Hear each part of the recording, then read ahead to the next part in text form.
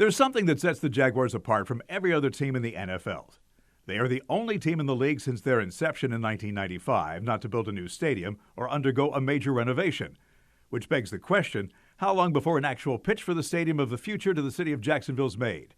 It's a question I asked Jaguars president Mark Lamping in an interview you'll only see on News4Jax. We've embarked upon a plan a little over 2 years ago in partnership with the city, and we laid out a pretty stable process. We're working our way through that process. We engaged 8 sports architects to give us their concepts.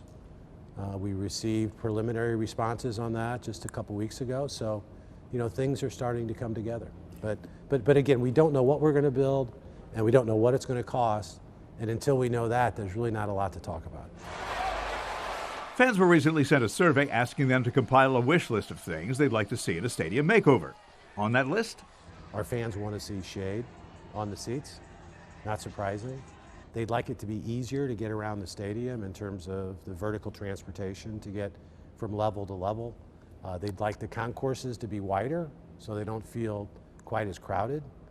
They'd like the lines to get into the stadium to be shorter, the lines at the restrooms and the lines at the concession stands to be significantly shorter. Lamping tells me right now there's no specific timeline for those renovations because the team doesn't want to be held to a deadline that can't be met.